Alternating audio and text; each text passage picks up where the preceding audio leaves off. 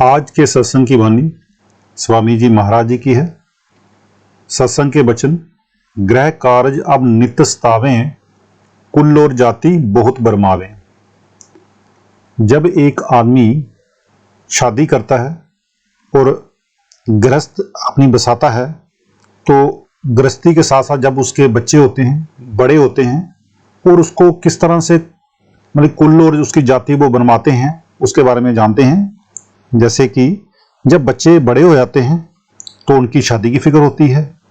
लड़कियों के लिए लड़के मिलते नहीं, और अगर कोई अच्छा लड़का देखें, अमीर लड़का देखें, तो वो रुपया और पैसा मांगता है। और कभी किसी के लड़के की नौकरी नहीं लगती।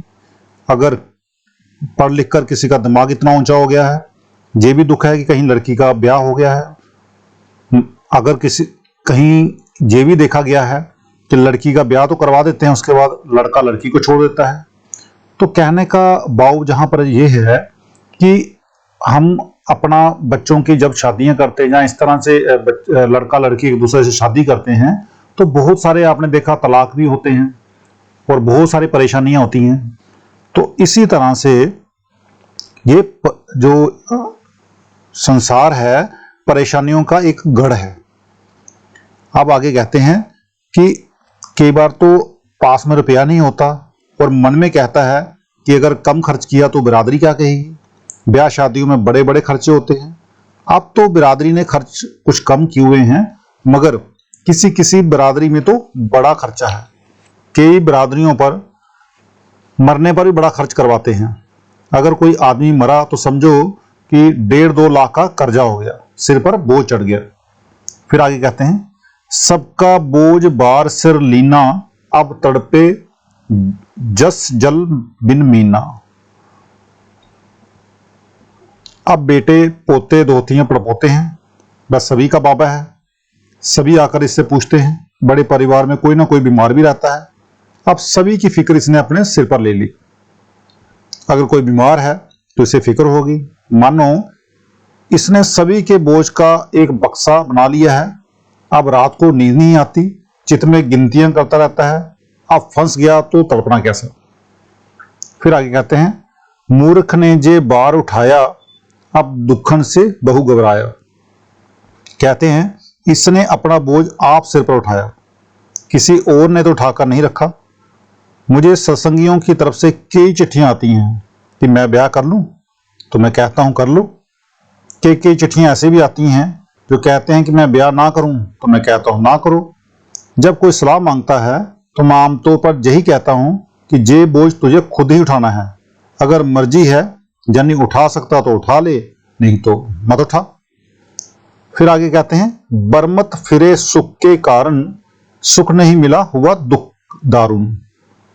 कहते हैं ये सुख लेने के लिए मनुष्य जन्म में आया, सुख के लिए गृहस्थ आश्रम में दाखिल हुआ, मगर वहां भी इसे सुख नहीं मिला।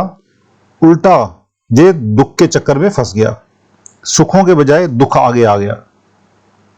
फिर आगे कहते हैं कि ये अपने को बहु पछतावे, पर अब कछु पेश नहीं जावे। अब कहता है कि अगर मैं शादी ना करता तो बहुत सुखी रहता, अब छोड़ तो सकता नहीं, इसलिए तड़पता है। जब फंस गया तो तड़पना कैसा। अब कोई चारा नहीं, अब दुखी रहता है, दुखी होता है।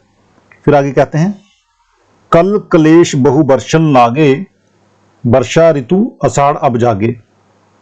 आधे आषाढ़ के बाद बरसात शुरू हो जाती है। स्वामी जी ने एक एक महीने की तुलना एक एक मनुष्य जन्म के साथ की। सो कहते हैं, जब इसकी आधी उम्र गुजर जाती है, जिंदगी के आखिरी पड़ाव में आता है, तो अब इसके बेटे और पोते हैं। कभी बहू विधवा हो जाती है, फिर अपने बाल नोचता है, कहीं कर्जा हो गया, कहीं कुर्की हो गई, कहीं नीलामी हो गई। अब सिर खुजलाता है, दुख सहता है, लाचारी होगी। जिस तरह आषाढ़ माह से बारिश शुरू हो जाती है, इसी तरह इसके ऊपर दुखों की बारिश शुरू हो जाती है। फिर आगे कहते हैं, मोर पपीहा ब्रह्म त्रास के, रोग दो शोक दुख मोह आस के। जब बारिश होती है, ठंड हो जाती है, जब सुंदर सुंदर घटाएं चढ़ती हैं, मोर और पपीहे बोलते हैं, लेकिन ये तो परिवार के दुखों में फंसकर दुखी हो रहा है। कहीं लड़ाई हो गई, मुकदमा बना, जहाँ कहीं लड़का फंस गया, जहाँ कोई लड़का लड़की बीमार हो गए, क्योंकि बाबा होता है, सारे परिवार का दुख इसका दुख हो जाता है। पुत्र दुखी है, बहू दुखी है, दुख है, खुद बीमार है, बीमारी लाइलाज है, ये भी दुख है। मतलब कि कई किस्म के दुख पालता है और उसको सहता भी है। फिर क्या कहते हैं, बोलन लागे चहुं दिस गेरी, उमड़ी घटा मानो रात अंधेरी। अब चारों तरफ से दुखों ने आकर घेर लिया। कुछ शरीर के दुख हैं, कुछ लड़के लड़कियों के दुख हैं, मतलब कि कई तरह के दुख हैं।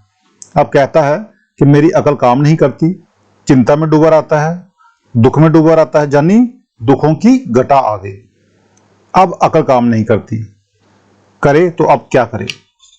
फिर आगे कहते हैं, भक्ति चंद्रमा सूरज ज्ञाना, छिपके दोनों गोर समाना। घोर अंधकार में ना सूरज होता है ना चंद्रमा। कहते हैं ज्ञान का सूरज और भक्ति का चंद्रमा है नहीं। अब ऐसे समय में कौन भक्ति करे। घना अंधकार छा गया, ना भजन रहा, ना सिमरन, ना सत्संग और ना कोई कामकाज ही रहा, मतलब कि कुछ भी ना रहा। मनुष्य जन्म ऐसे ही बर्बाद कर दिया। फिर आगे कहते हैं, अज्ञान अंधेरा अति घट छाया, लोक गया पर लोक गमाया। करोड़ों जन्म भोगने के बाद मनुष्य जन्म मिलता है और इसमें रूह को सचखंड पहुंचना था, मुक्ति हासिल करनी थी, मगर ये दुनिया के दुखों से गिर गया। जहां कुछ भजन बंदगी नहीं की, अगर करता तो लोक के साथ परलोक भी संवरता। कहते हैं अब लोक भी गया और परलोक भी गया। विषय विकारों में और कई तरह के धंधों में ये लोक गमा दिया। अगर जहां कुछ नहीं बना तो आगे परलोक में जाकर क्या कर लेगा। फिर आगे कहते हैं, जे भी बीते दुख में सब दीना, वृद्ध अवस्था आई छिन छिन। अब 80-90 से ऊपर की अवस्था हो गई, बहुत ही बूढ़ा हो गया, हाथ पैर चलते नहीं, शरीर काम करता नहीं, घर वाले उसकी बात का जवाब देते नहीं, कि बूढ़ा ऐसे ही बकता रहता है और ज्यादा दुखी हो जाता है, चाहता है कि जान निकल जाए, मगर मैं भी नहीं निकलती। अगर शरीर चलता रहे तो भी वे सुखी रहे, पर शरीर चलता नहीं। आगे दोहा, वृद्धाई बादल उमड़, घेर लिया तन खंड, लोभ नदी बाढ़न लगी, तृष्णा अति प्रचंड। ज्यों ज्यों बूढ़ा होता गया, तृष्णा बढ़ती गई, बेटों की फिक्र, पोतों की फिक्र, पड़पोतों की फिक्र। अक्सर देखा है कि कोई बूढ़ा ऐसा नहीं जो बाल बच्चों के दुखों से दुखी ना हो। मेरा बाबा था, वह कहता था कि बेटे का ब्याह हो जाए, फिर उसका बेटे का भी ब्याह हो गया, फिर पोता ही पैदा हो गया, फिर कहता है इसका भी ब्याह हो जाए, फिर पोते का भी ब्याह हो गया, अब कहता है इसका भी एक लड़का हो जाए। फिर मैंने एक दवा कहा, अब तो तृष्णा को छोड़ो, कहते हैं लड़का बाकी है, उसका भी ब्याह हो जाए। खैर, नाम लिया हुआ था, महाराज बाबा जयमल सिंह जी से प्यार था।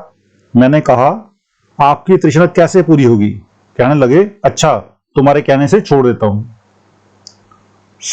कहते हैं कि तृष्णा बढ़ती जाती है, करने जोगे कुछ है नहीं, मगर सारे परिवार की फिक्र है कि जे हो जाए, जहां वह हो जाए। फिर आगे कहते हैं, बुद्धिहीन बलशीन होए, वर्षा तन से होत, नैन नीर मुख नासिका, बहन लगे जस सोत। बुढ़ापे में ज्यादा कायम नहीं रहती। कई बूढ़े आदमियों को देखा है कि रोटी खा चुके हैं, फिर किसी ने आकर पूछा कि रोटी खाई क्या, तो कहते हैं नहीं, क्योंकि अब बुद्धि काम नहीं करती। आंखों से पानी बहता है, सिर कांपता रहता है, हाथ पैर कांपते हैं, लेकिन अब भी बाल बच्चों का और दूसरे सामानों का ख्याल नहीं छोड़ता। कहते हैं आंखों से पानी बहता है, नाक से पानी बहता है, मुंह से पानी टपकता है, कुछ करने लायक है नहीं, जहां बैठा रहता वहीं बैठा रहा। तो इस तरह से जिंदगी उसकी गुजरती है। आज का सत्संग इतना ही, मिलते हैं कल के सत्संग में। राधा स्वामी जी।